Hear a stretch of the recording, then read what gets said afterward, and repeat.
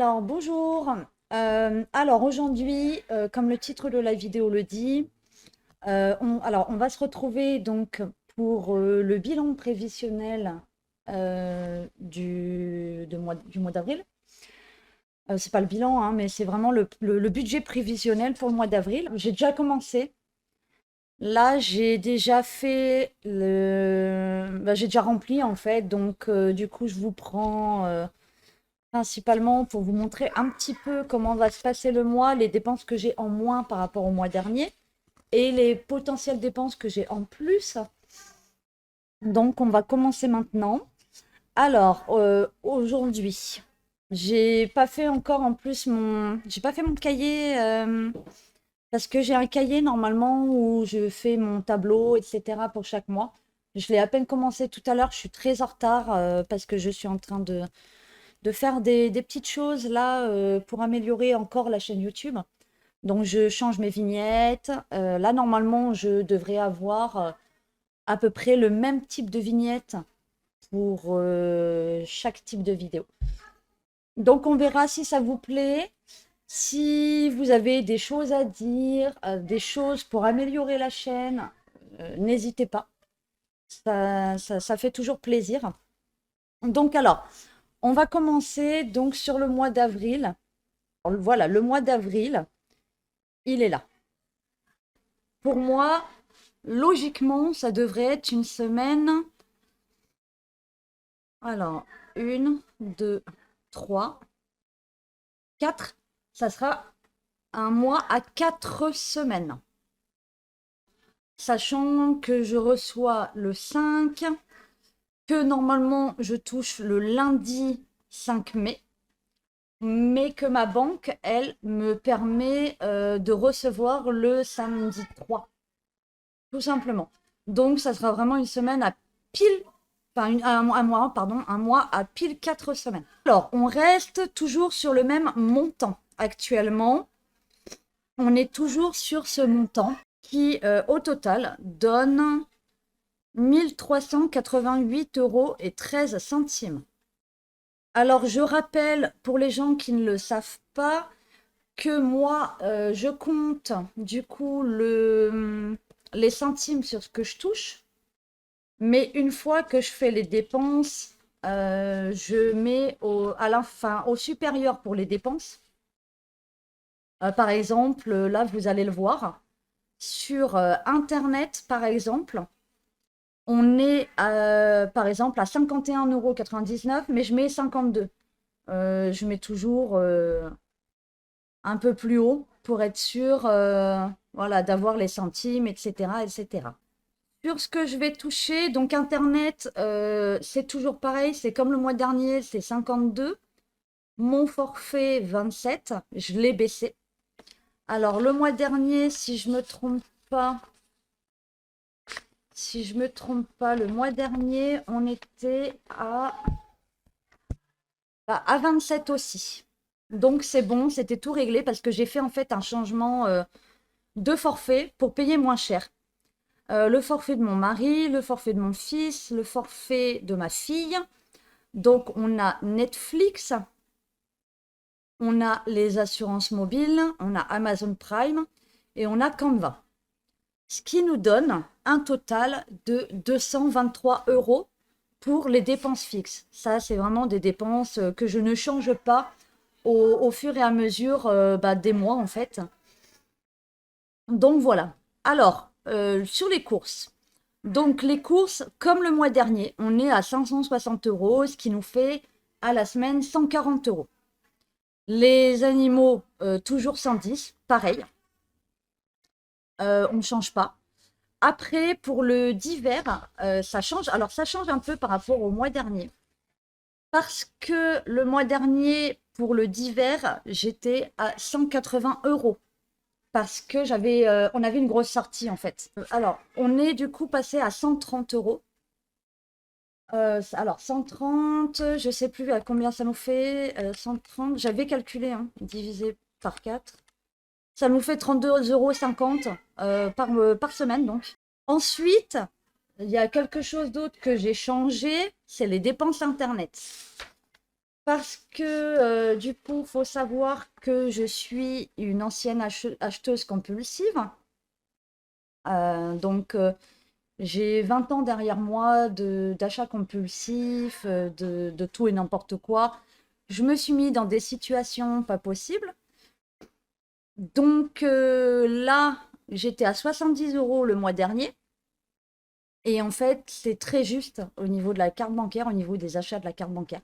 J'ai préféré rajouter un petit peu donc en dépenses internet pour être sûr de ne pas dépasser. Et donc du coup, là pour les dépenses variables du mois, on sera à 900 euros. Ensuite, les dépenses dans les enveloppes. Donc comme d'habitude, je fais une enveloppe course, 560. Les animaux, ben là j'aurai 70 parce que je fais toujours en carte bancaire. D'ailleurs, je ne l'ai pas noté. Donc 40 euros en carte bancaire. Alors, je tourne le cahier parce que je suis gauchère et que pour écrire, c'est mieux. Donc, 40 euros, c'est Amazon parce que je prends les croquettes de ma chienne sur Amazon. Faut savoir que le husky est un chien très difficile niveau nourriture. Et donc, faut vraiment trouver les croquettes qui lui conviennent, tout en sachant que je ne souhaite pas acheter de croquettes du supermarché. Voilà, parce que pour moi, le bien-être, après on est tous différents, hein, c'est une raison personnelle. Le bien-être de mon chien, sachant que c'est une pure race, faut que je fasse très attention. Donc le bien-être de mon chien et même de mon chat, c'est hyper important pour moi et ça passe aussi par la nourriture. La nourriture, c'est soit je la trouve sur Amazon, soit je la trouve dans les magasins spécifiés, enfin, pour les animaux. Voilà. Donc ça c'est bon. Donc là, il y aura que 70 euros dans les enveloppes. J'ai mis en carte bancaire. Ensuite, en divers, donc les 130 euros que j'ai prévus. Parce que du coup, j'équilibre un peu, hein, 130 euros en divers. J'ai passé 30 euros sur les dépenses internet. Voilà. J'ai un problème avec la carte bancaire. Réellement, les enveloppes, c'est ce qui me convient le mieux parce que j'ai vraiment un réel problème avec la carte bancaire. Pour moi, la carte bancaire, à l'heure actuelle, est trop virtuelle. Et justement, bah, en fait, juste de sortir sa carte bancaire, pour moi, il n'y a pas la valeur des billets, il n'y a pas la valeur de l'argent. J'ai besoin de toucher mes billets pour réfléchir à mon achat, pour être sûr de mon achat. Alors qu'avec la carte bancaire, je réfléchis pas. Je sors la carte bancaire et puis c'est tout. Donc, ça m'a valu beaucoup de bêtises. Alors, en argent de poche pour ma fille, toujours 10 euros. Voilà, toujours 10 euros. Donc, voilà, ah ouais, mes enveloppes, juste pour les dépenses, se montent à 810 euros. Voilà, ça se monte à 810 euros. Ensuite, alors, il faut savoir que donc, avec tous ces achats-là, donc 1388, je compte pas les centimes, comme je l'ai dit, je compte moins. Voilà, les 1388 euros qui sont là. J'enlève les centimes, ça les laisse sur le compte, c'est très bien. Je vais faire ce que je touche moins mes dépenses fixes. Donc, on est à ça. Ensuite, je vais enlever, est-ce que j'enlève mes dépenses variables? Ou alors, j'enlève ça. Alors, ce que je vais faire, je vais enlever mes enveloppes de dépenses. Tout simplement. Mes enveloppes de dépenses.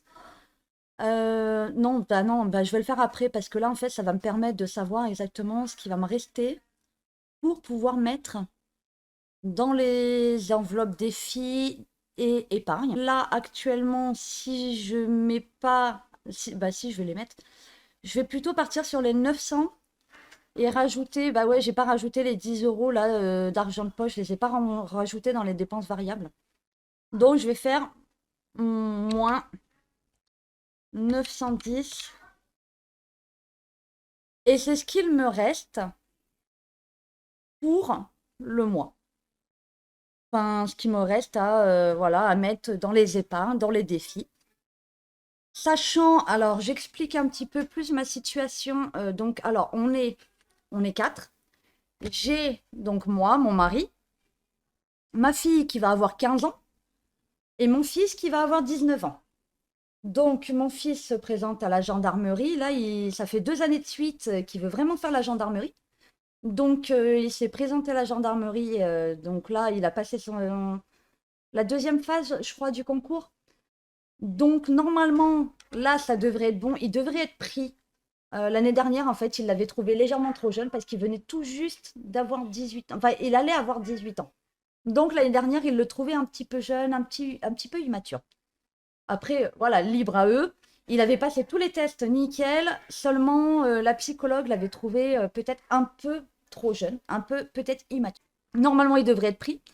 Donc après, potentiellement en cours d'année, ça va changer. Il y a des choses qui vont sans doute changer en cours d'année s'il est pris à la gendarmerie, parce qu'il ne sera plus à la maison, il va aller en école et puis après il fera ce qu'il a à faire. Donc il sera peut-être plus à la maison.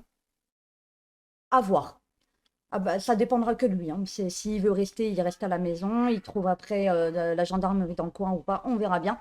Pour le moment, c'est pas d'actualité, il est encore à la maison. Au niveau des dépenses fixes, faut savoir que du coup, mon mari, lui, a son compte personnel. J'ai mon compte personnel et on a un compte commun pour la maison. Mais il ne concerne que la maison, c'est-à-dire les crédits, les travaux, etc. Donc en fait, faut savoir que du coup, on fait aussi de la location, donc on loue un appartement. Et l'argent de l'appartement va sur le compte commun pour la maison, les travaux, etc. Donc mon mari touche un revenu très supérieur au mien, donc il paye beaucoup plus de choses que moi. Moi, je paye principalement Internet, les courses, le divers si on fait des sorties, des choses comme ça. Et puis voilà. Et les animaux, parce que les animaux, c'est les miens. Il pourrait participer, mais j'estime qu'il paye déjà assez et que moi, mon budget me permet aussi d'acheter la nourriture et tout ce qu'il faut pour mes animaux. Il participe pour le vétérinaire, etc. Mais pour tout ce qui est alimentation, tout ce qui est hygiène, etc. pour les animaux, c'est... Alors là, normalement, du coup, devrait me rester 255 euros en plus des dépenses Internet. Donc, je pensais, comme chaque mois, je mets 50 euros dans le fonds d'urgence, j'essaye de me constituer un petit fonds d'urgence. Et le reste dans les défis. Voilà. Donc ça, c'est mon budget, c'est notre budget. On est à du coup 140 euros de courses par semaine. Une semaine sur deux, je fais les animaux. Le d'hiver, c'est soit je fais sur les 4 semaines, soit généralement je fais sur 2 ou 3 semaines. J'essaye de caler en fait en fonction de quelle partie du mois j'aurai le moins besoin et quelle partie du mois j'aurai peut-être le plus besoin. Là, par exemple, la semaine prochaine, non, bah non, c'est le 5 que ça commence. Donc, pas cette semaine, mais la semaine d'après, normalement, on va aller avec mon mari faire de l'escalade. Donc, j'aurai besoin d'un petit peu plus à ce moment-là. Donc, en fait, je ferai sans doute sauter, comme j'ai fait ce mois-ci, je ferai sans doute sauter la 3e semaine. On verra.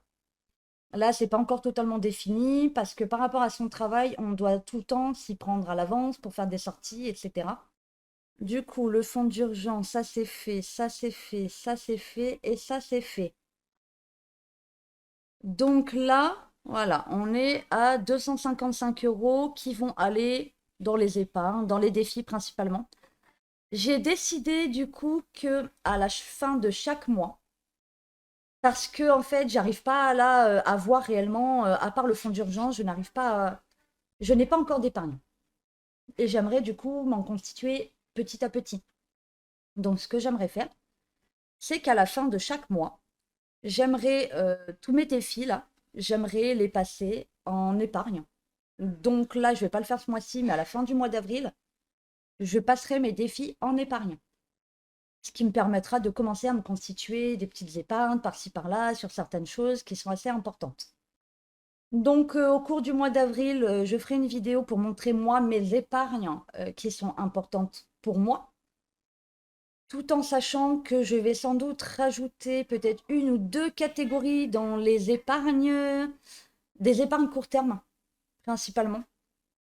Parce que je me suis rendu compte que j'avais pas mal d'épargne long terme, enfin moyen terme, long terme. Et court terme, c'est vrai, j'aimerais en rajouter une ou deux, notamment mes tatouages. Voilà. Donc j'aimerais pouvoir me rajouter ça. Et puis on verra après, je vous montrerai tout ça de toute façon, hein, dans tous les cas. Ce mois-ci, je suis encore en rééquilibrage. J'ai remarqué qu'il fallait plusieurs mois pour équilibrer son budget avec les enveloppes. Sur les courses, on est équilibré, donc ça, je ne changerai pas, donc ça, c'est bon. Les animaux aussi. Et en fait, j'ai beaucoup de problèmes avec les dépenses Internet et le divers. Le divers, en fait, ça dépend des mois, tout simplement. Donc, il y a des mois où je monterai un peu le budget, il y a des mois où je descendrai un peu le budget. Ça dépendra. Parce qu'il y a des mois où je vais faire en sorte de pouvoir mettre pas mal dans les défis. J'aimerais bien, parce que ça constitue après par la suite une épargne en fin de mois. Donc, on verra bien à ce moment-là. En tout cas, j'ai rajouté du coup Canva sur les dépenses fixes qu'il n'y avait pas le mois dernier. Ça a été rajouté. Et puis, c'est tout. Alors, le mois dernier, si, il faut savoir une chose, c'est que j'avais des paiements en 3 fois, en 4 fois. Notamment, voilà, la folie de la carte bancaire H&M. Je me suis rendu compte que je vivais au-dessus de mes moyens et surtout que que je faisais beaucoup de dépenses en 3, 4 fois pour être sûre de pouvoir m'acheter ce que je voulais, etc. J'ai comblé un manque. Tout simplement, j'ai commencé à réfléchir par moi-même, à me dire, ah oui, mais du coup, les enveloppes, ça me permettrait de peut-être mieux gérer. Et aussi, je me suis rendu compte que ben, ça me permet de mieux me rendre compte de mes dépenses et de me dire, bah, qu'est-ce que je dois régler sur moi-même?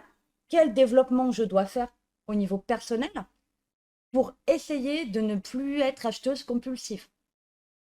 Et dans mon cas, j'ai découvert que c'était un vide, un manque, dû sans doute à l'enfance, hein, comme beaucoup de traumatismes. Et j'essaye d'en guérir. Voilà, j'essaye d'en guérir avec du développement personnel. Et actuellement, ben, ça m'aide quand même.